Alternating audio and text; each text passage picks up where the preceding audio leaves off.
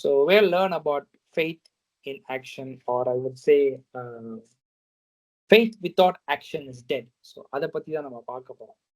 So we're gonna read James 2:14. Okay, எனக்கு தமிழ்ல ஒருத்தர் படிங்க, நான் இங்கிலீஷ்ல படிக்கிறேன். Okay, what good is it, dear brothers and sisters, if you say you have faith but don't show it by your action? Can that kind of faith save anyone? அப்படின்னு சொல்லி James asking. தமிழ்ல யாரோ படிக்கிறீங்களா அந்த வசனத்தை? என் சகோதரரே, ஒருவன் தனக்கு விசுவாசம் உண்டென்று சொல்லியும் கிரியை இல்லாதவனானால் அவனுக்கு பிரயோஜனம் என்ன? அந்த விசுவாசம் அவனை ரட்சிக்குமா? சம்திங் ஒரு கொஸ்டின் கேட்கிற போலதான், விசுவாசம் முன் இருக்குன்னு சொல்லியும் கிரியை இல்லாதவனானால் அவனுக்கு பிரயோஜனம் என்ன? I mean, if you say you have faith but doesn't or don't show it by your action. So ஒரு எல்லாருக்கும் விசுவாசம் இருக்கு. ஓகே, அதுல எந்த சந்தேகம் இல்லை. So we all have faith. We learned about this last week, கரெக்டா? Human faith and Bible faith. Human faithனா என்ன, Bible faithனா என்ன அப்படின்னு சொல்லி நம்ம பார்ப்போம். So we all have faith. Every non-believer, every believer, every child of God, every people who worship other gods also have faith. ஆனா அதுக்கும் அவங்க விசுவாசத்துக்கும் நம்ம விசுவாசத்துக்கும் ஒரு வித்தியாசம் உண்டு. Okay, so we are learning about Bible faith. I'm teaching about Bible faith. சொன்னா எப்படின்னா Hebrews 11:1. So we all know, okay, the unseen things. So the scriptural, we are learning about scriptural faith or Bible faith. Bible faith na enna appadina, you believe in your heart. Na last week சொன்னேன், இருதயத்தால முழுமையாக இருதயத்துல நீ சொல்ற, நான் முழுமையாக இயேசு கிறிஸ்துவை நான் நேசிக்கிறேன், இயேசு கிறிஸ்துவை நான் நம்புறேன் அப்படின்னு சொல்றது. ஆனா அதே மனுஷிக விசுவாசம் என்ன அப்படின்னா, you believe in your based feelings, or you say emotions or external things. என்ன external things? நீ எதெல்லாம் நீ பார்க்குற, சுற்றி எல்லாம் இருக்குது, ஸோ நீ எதெல்லாம் கேட்குற, எதெல்லாம் நீ பார்க்குற, ஸோ அதை பார்த்து நம்புறது. For example, if a person is writing an exam, okay, நல்லா எக்ஸாம் எழுதுறான், நல்லா படிச்சு எழுதிட்டு எக்ஸாம் முடிச்சதுக்கு அப்புறம் ஒன்று சொல்லுவான், நான் நம்புறேன், நல்லா எழுதிருக்கேன். ஏன்? நீ நல்லா எழுதுனேன்னு நீ பார்த்தனால. ஓகே, ஸோ உன் மேல நல்ல கான்ஃபிடன்ஸ் இருக்கிறனால நீ அதை சொல்ற. That is a human faith. That means that's why I said you believe in your feelings. உன் இமோஷனால எடுக்கிற தீர்மானம். எக்ஸாம்பிள் ஒரு எக்ஸாம் இது சொல்றேன். பட் ஆனா உண்மையா பைபிள் ஃபேத்னா என்ன அப்படின்னா, you holding on to the unseen realm of hope. unseen realm அப்படின்னா, வானத்துல என்ன இருக்குன்னு நம்மளுக்கு தெரியாது, கரெக்டா? நீங்க ஒரு பைனாக்குலரோ ஒரு டெலஸ்கோப்போ வச்சு நீங்க வானத்துல உள்ள நட்சத்திரங்களை பார்க்கலாம், இல்ல அதுக்கு மேல இருக்கிற ஸ்பேஸை கூட நீங்க சேட்டலைட் மூலமா, சேட்டலைட் இமேஜ் மூலமா, சேட்டலைட் வீடியோஸ் மூலமா நீங்க பார்க்கலாம். அதுதான் சீன் ரிலிம். ஆனா அன்சீன் ரிலிம்னா என்னன்னா, அந்த ஸ்பேஸ் காட்டிலும் there is another realm, there is another place where God dwells, where angels are there. That is called unseen realms. Okay, so we can't see, but only you can imagine. நீங்க பார்க்க முடியாது, ஆனா நீங்க கேட்கறத பத்தியோ இல்ல story கேட்டது மூலமா, பைபிள்ல படிச்சது போல you can imagine, or you can even think, or you can even have own desirable things. This is called unseen realm. That means you're holding on to the unseen realm of hope. அதுதான் விசுவாசம். You're holding on to the unseen realm. நடக்குமா நடக்காதான் தெரியாது, ஆனா ஆண்டவர் மேல ஒரு நம்பிக்கை, ஒரு பிளைண்டான ஒரு ஃபெய்த் இருக்கு. நான் பார்க்கல, ஆனா நம்புறேன். எனக்கு இந்த காரியம் நான் எதிர்பார்க்கிறேன், இந்த அற்புதம் நடக்கும் எதிர்பார்க்கிறேன். எப்படி நடக்கும் தெரியாது, ஆனா இது நடக்கும். ஆண்டவர் எனக்கு இது வழிகளை உண்டு பண்ணுவாரு, எனக்காக மனுஷ தயவுகளை உண்டு பண்ணுவாரு. You're holding on to that ஒரு ஒரு ஒரு ஒரு ஒரு குழந்தை எப்படி அப்பா கைய கரத்தை பிடிச்சு ரொம்ப ஸ்ட்ராங்கா பிடிச்சு ஒரு ரோட கிராஸ் பண்ணுதோ அதே போலதான் you're holding on to the father's hand and saying that I am believing on it. That is unseen realm of faith. அப்போ பைபிள் ஃபெய்த் என்ன சொல்லுதுன்னா bringing it into the realm of reality.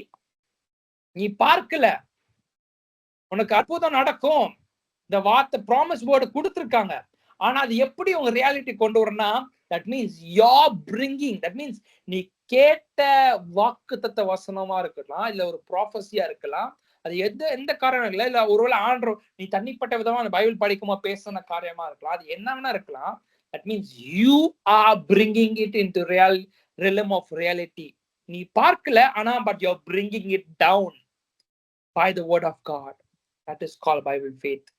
இன்னைக்கு எல்லாருக்குள்ளயும் விசுவாசம் இருக்கு, ஆனா அந்த மற்றவங்களுக்கு விசுவாசத்துக்கும் மனுஷிக விசுவாசத்துக்கும் வேதத்தின் அடிப்படையில சொல்லப்படுற விசுவாசத்துக்கும் வித்தியாசம் இதுதான்.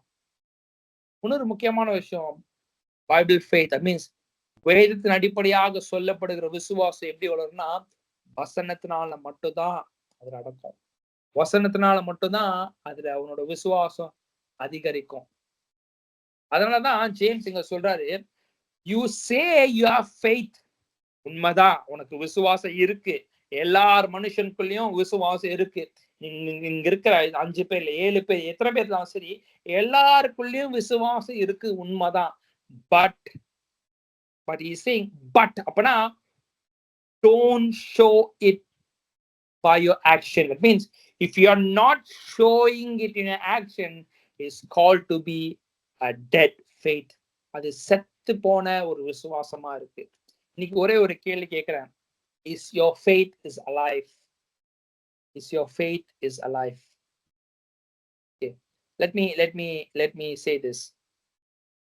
ஏன்னா இந்த வசனம் இன்னைக்கு காலையில ஆண்டவர் எனக்கு the Lord was just prompting, okay, this word. So அதனால I'm just taking this word and speaking. எத்தனை பேர் வீட்ல fish tank வளர்த்திருக்கீங்க? How many of you have an experience of growing fish in your house? fish வளர்த்திருக்கீங்களா? Suparna வளர்த்திருக்கீங்க? சரி, வேற யாராவது? நான் வளர்த்திருக்கேன், நான் ஒரு few years முன்னாடி வளர்த்திருக்கேன்.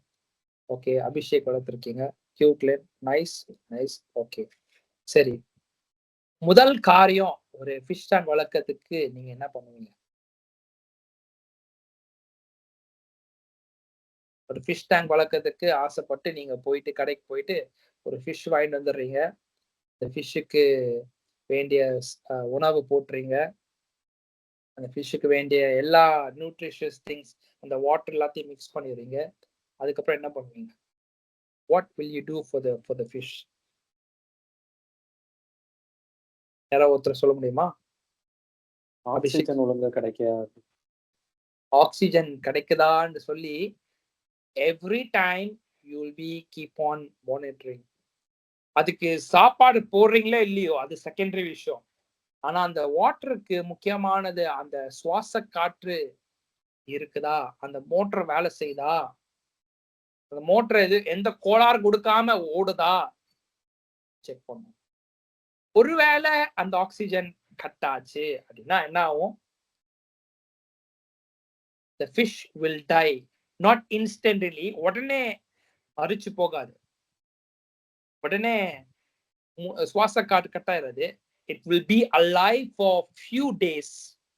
ஏன்னா நான் கொஞ்சம் வருஷத்துக்கு முன்னாடி I was growing this fish, நிறைய ட்ரையல் அண்ட் எரர் பார்த்துருக்கேன். பட் ஆனா when I went for வெளிநாட்டுகளுக்கு போகும்போது, வேற இங்க ஊர்ல இருந்து எங்கேயோ ஊருக்கு போகும்போது அதை பார்த்துக்கிறதுக்கு யாரும் இருக்க மாட்டாங்க. So there's no other choice, I have to let it go. So அப்போ ஊருக்கு போயிட்டு வரும்போது ஒரு 7 நாள் கழிச்சு வந்து பார்த்தாலும் அந்த ஃபிஷ் உயிரோட தான் இருக்கும், செத்து போகாது. ஆனா என்ன ஆனா அது ரொம்ப வீக் ஆகி ரொம்ப சைலண்டா போய் ஒரு கார்னர்ல போயிட்டு நிற்கும். ஒரு 5-6 ஃபிஷ் இருக்குன்னா ஒவ்வொரு ஃபிஷ்ஷும் ஒவ்வொரு மூல கார்னர்ல இருக்கும். ஆனா அந்த டேங்க் பாத்தீங்கன்னா it will be very dirty. அதை பார்க்க முடியாத அளவுக்கு ஒரு பாசி நிறைஞ்ச போல இருக்கும். ஆனா அதுக்கு அந்த நொடியில என்னோட ஆக்சிஜன் டேங்க் ஆன் பண்ணதுக்கு அப்புறமும் ஃபுட்டு போட்டதுக்கு அப்புறமும் the fish cannot be alive anymore. அப்படின்னா the fish was in the stage of almost dying. அதே போலதான் இன்னைக்கு எல்லாருக்குள்ளயும் இந்த சுவாச காற்று ஆகிய விசுவாசம் இருக்கு.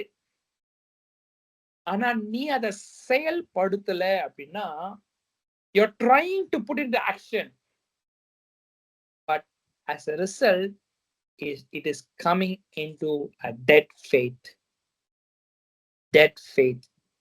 அப்போ டெட் இப்போ செத்து போன ஃபிஷ் மீன்ல என்ன பண்ணுவீங்க? அப்படியே உள்ள வச்சிருப்பீங்களா? அப்படியே வளர்ப்பீங்களா? ஓகே செத்து போச்சு, 5 ஃபிஷ் ஆனா 2 ஃபிஷ் செத்து போச்சு, மத்த ஃபிஷ் அப்படியே வச்சிருப்பேன், அப்படியே வளரட்டும் அப்படியே இருப்பேன். இல்ல you will take out the dead fish and throw it away, and then you will என்ன பண்ணுவீங்கன்னா புதிய மீனை போடுவீங்க, இல்ல புதிய டேங்க்ல உள்ள எல்லா கண்டாமினன்ட்ஸ்லாம் எடுத்துருவீங்க, கிளீன் பண்ணுவீங்க, ஒரு ஃப்ரெஷ்ஷான ஒரு வாட்டரா இல்ல ஃப்ரெஷ்ஷான வாட்டரை எடுத்து நீங்க ரீபில்ட் பண்ணுவீங்க, இல்ல டாப் அப் பண்ணுவீங்க, எல்லாம் பண்ணுவீங்க. கரெக்டா? அதே போலதான் நம்மளுக்குள்ள விசுவாசம் இருக்கு, அது நம்ம அது செயல்படுத்தாம கிரியை பண்ணாம அப்படியே இருந்துச்சுன்னா அது செத்து போன நிலைமையில தான் இருக்கும், ஆக்ஷன் இல்லாம செத்து போயிருக்கும்.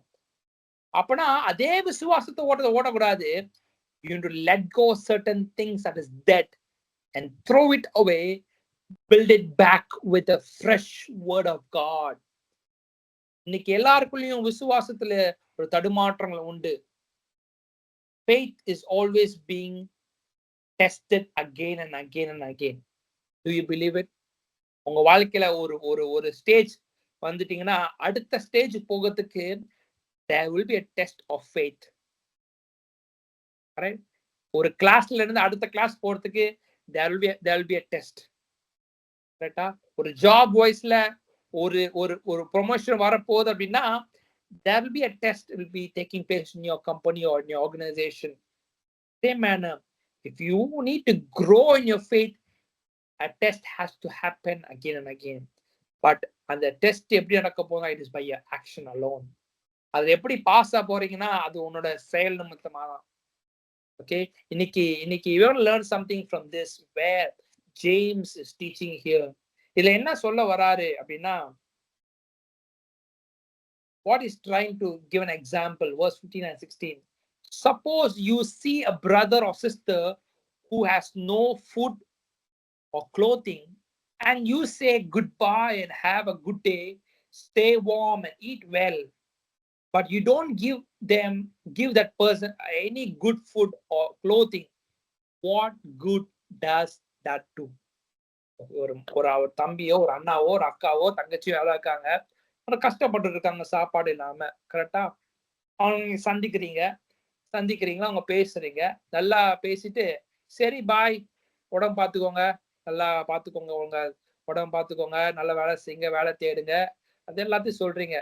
ஆனா நீ எந்த ஒரு நன்மையும் அவனுக்கு செய்யல, நல்ல அவனுக்கு வேண்டிய காரணத்தை உதவல அப்படின்னா what change is going to take place in your life? That means ஒரு எக்ஸாம்பிளா சொல்றாரு, that means you are not ready to go down to this level or go or step into this level to help. Man, that means there is no bold step that you're taking to do for other people's life. நீங்க அதே போலதான் நம்ம விசுவாசம் ஏன் செத்தா இருக்குன்னா we are not taking bold steps.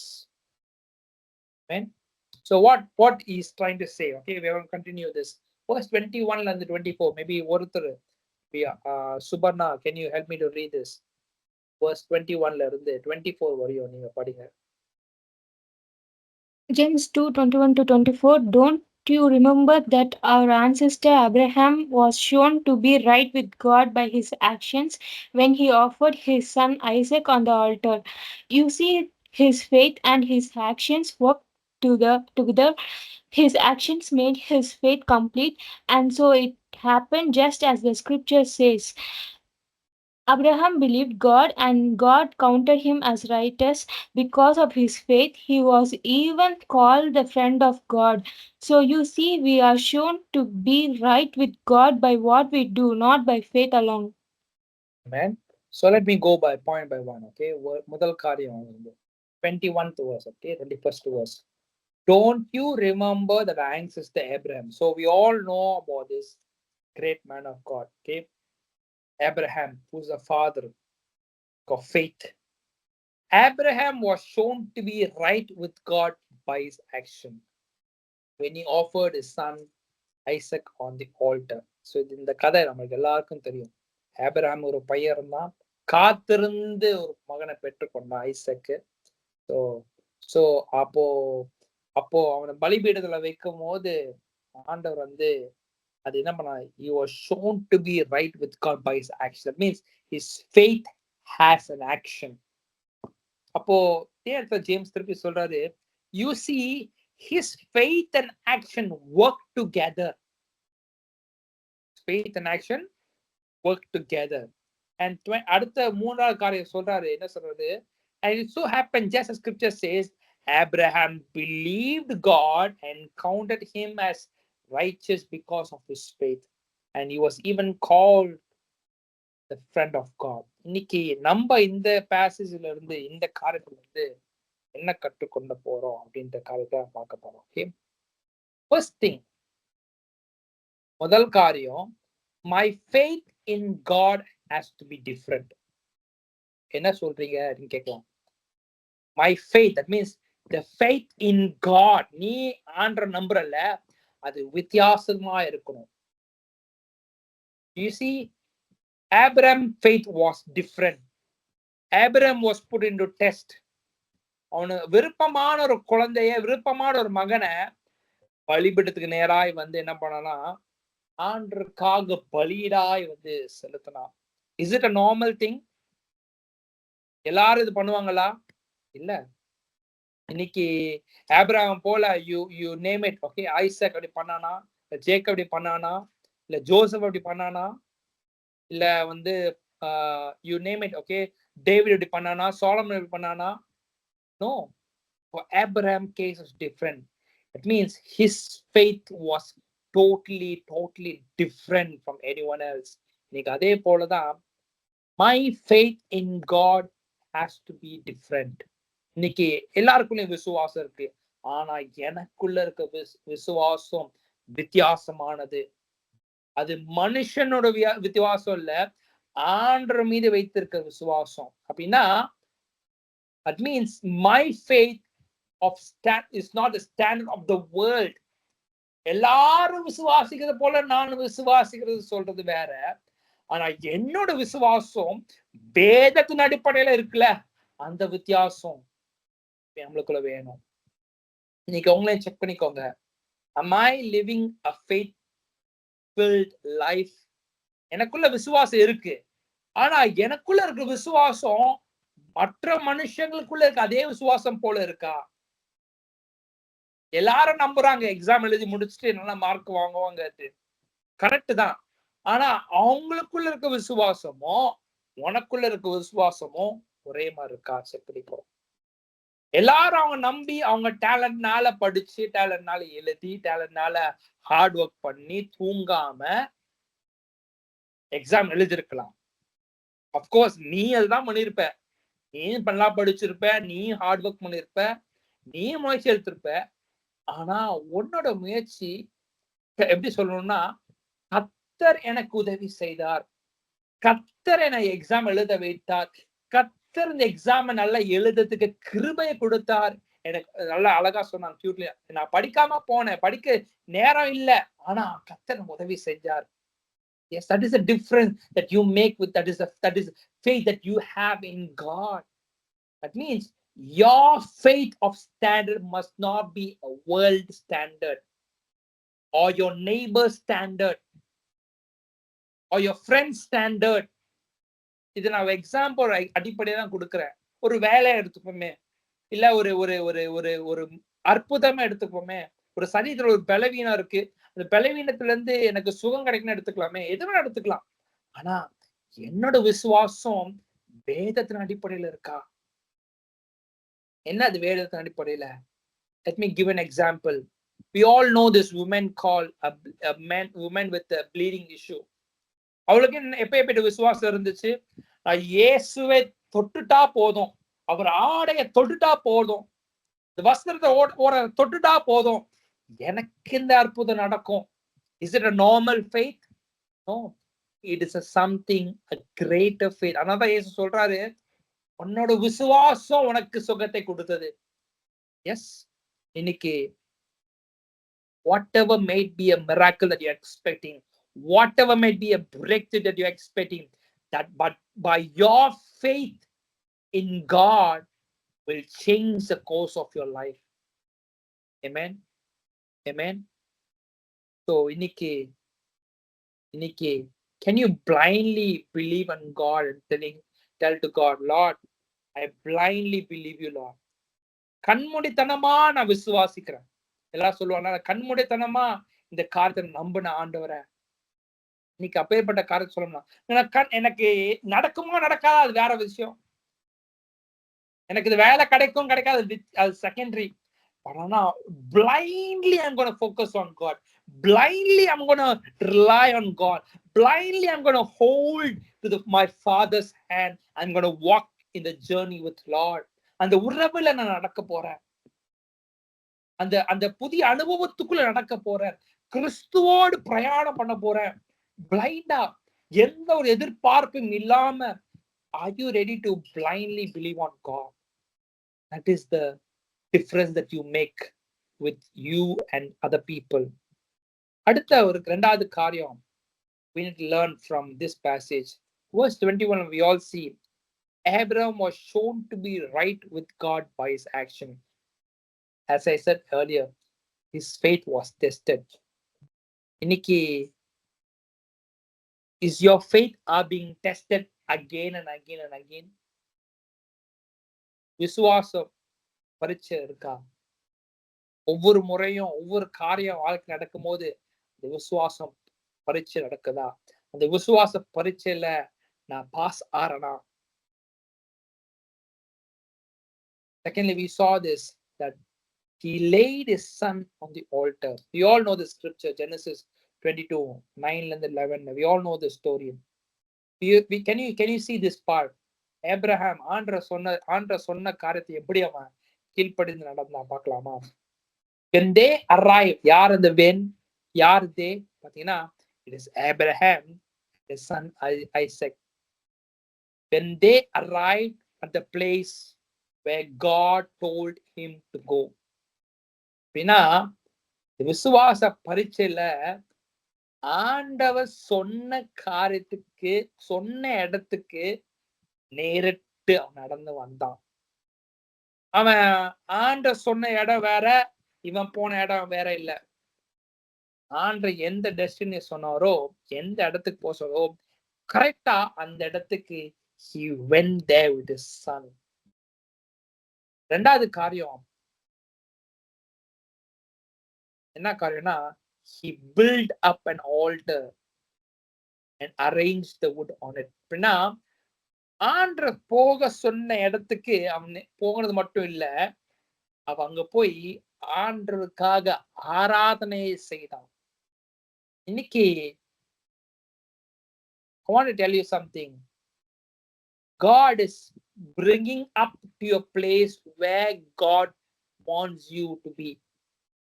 God is expecting that in your place. இன்னைக்கு you may say there is so much of delays that is taking place. Yeah, the delays now, you still haven't arrived to the place where God want you to be. எதிர்பார்க்கிறது ஒண்ணுப்பா, ஆண்டவர் எதிர்பார்க்கிற என் மகன் இந்த இடத்துக்கு வருவான், நான் எதிர்பார்க்கிற ஒரு நிலைமைக்கு வரணும். ஆண்டவர் எதிர்பார்த்து ஒவ்வொரு வாட்டும் உனக்கு முயற்சி எடுத்துட்டே இருக்கார். ஆனா நீ ஒவ்வொரு வாட்டும் நீ தோல்வி அடைஞ்சு உன்னோட பலவீன நிமித்தமா, இல்ல ஒரு சோர்வு நிமித்தமா, இல்ல ஒரு சூழ்நிலை நிமித்தமா நீ விழுந்து போலாம், விசுவாச பரீட்சையில தோற்று போலாம். ஆனா the Lord is keeping a standard. God is making you to come to a place where you come and you worship God.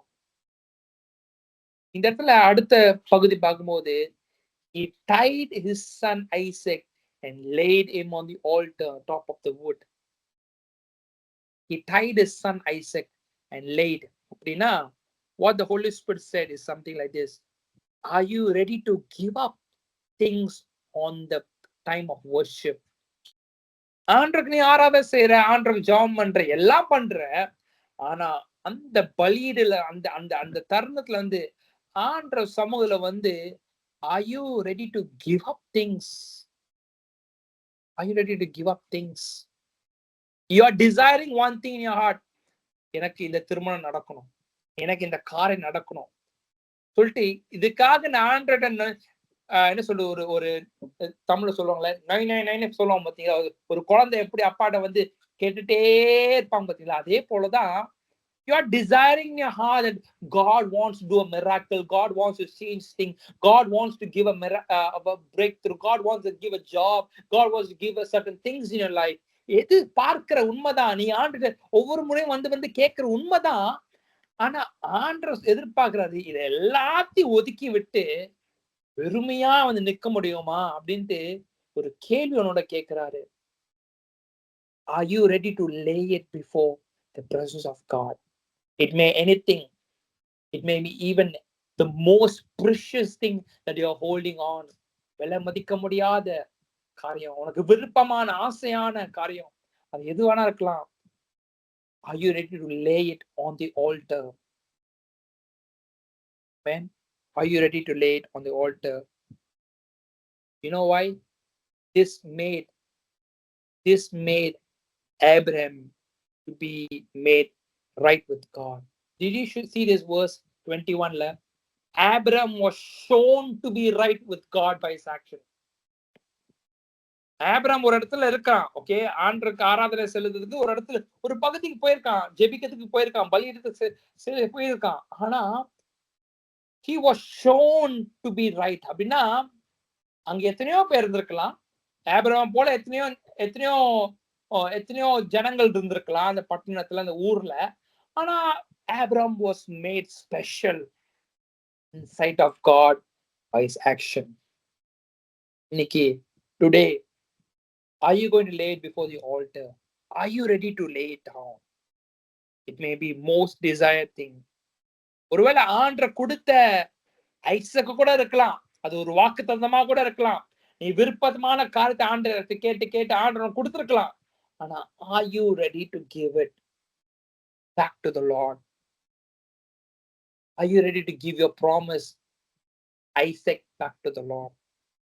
Lastly, third thing as a lesson we have learned is faith and action needs to work together. This is what God is expecting. This is what God is expecting. Your faith and your action. Your faith.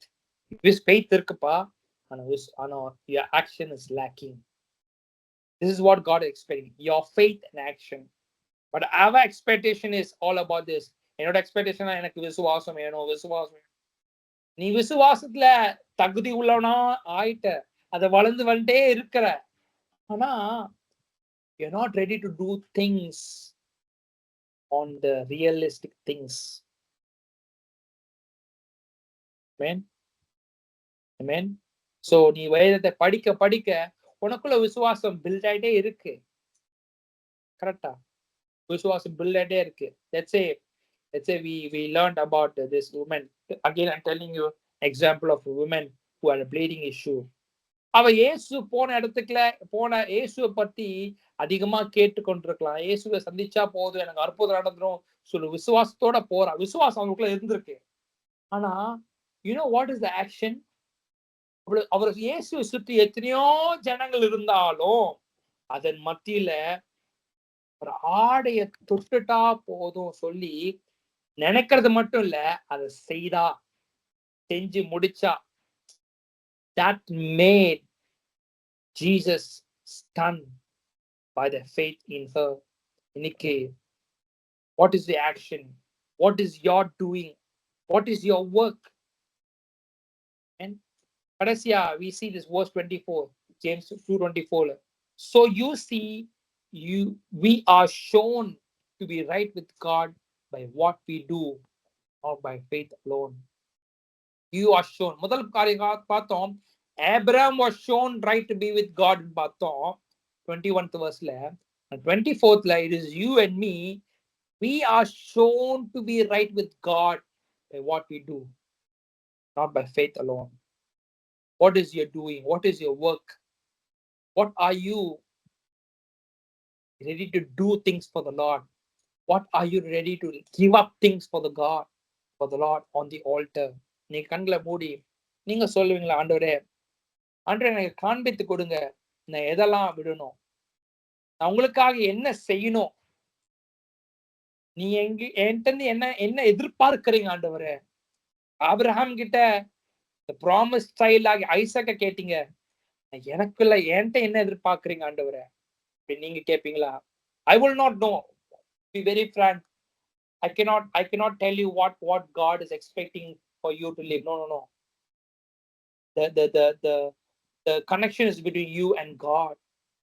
In the fellowship is all about is one in accordance. Yes, it's true. எல்லாம் ஒரு ஒன்றிணைந்து ஜெபிக்கணும், உண்மைதான். ஆனா now is the time where it is between you and God. நீங்க ஆண்டவர்கிட்ட கேளுங்க, ஏசப்பா நான் என்ன விடணும் ஆண்டவரே, எனக்குள்ள விசுவாசம் இருக்காப்பா, என்னோட ஆக்ஷன் என்கிட்ட என்ன எதிர்பார்க்கறீங்க, நான் என்ன செய்யணும் நீங்க எதிர்பார்க்கறீங்க ஆண்டவரே அப்படின்னு உண்மையா நீங்க கேட்பீங்களா? That is the place when you identify your action, when you are able to do the action. That is the place where God is pleased by your faith. God is pleased by your worship. Hallelujah, hallelujah, hallelujah. Lord, இன்னைக்கு ராத்திரி வேளையில வார்த்தைகளுக்காக ஹalleluya ஆண்டவரே, நாங்க Abraham போல ஆண்டவரே அப்பா, நாங்க ஒருவேளை விசுவாச குறைவனா கூட நாங்க சொல்லலாம், விசுவாசத்துல அதிகரிக்கணும்னு கூட கேட்டிருக்கலாம். ஆண்டவரே, your word of God says our faith and action has to work together, oh God. Without action it is incomplete, Lord. Without action is incomplete, Lord. நாங்க எதை விடணும், எங்க ஆவிக்குரிய வாழ்க்கையில எதை விடணும், எங்களோட பர்சனல் லைஃப்ல எதை விடணும், உங்களுக்கும் எங்களுக்குள்ள உறவின் மத்தியில எதை நாங்க விடணும். Hallelujah, hallelujah, hallelujah, hallelujah. Rama Shakarama Handarama Lahandi Handara Ko Shakaramala Handaraba. அவியவரே hallelujah, எங்களுக்கு காண்பித்து கொடுங்க ஆண்டவரே. Lord, you said that you will show and you will reveal things in our spirit, oh God. You will reveal things that is hidden, oh Father. Rema Karadala Shikarama Ladana Mariantana Magalaba. அவியவரே அப்பா, ராத்திரி வேளையில இந்த வார்த்தைகளோடு பேசுனதுக்காக நன்றி. இந்த வார்த்தையை தொடர்ந்து நாங்க தியானிக்கும் இந்த கேள்வி மீண்டுமா இருதுல தோணும்படியாக நான் இந்த வார்த்தையை கேட்டு நாங்க சும்மா போக கூடாது.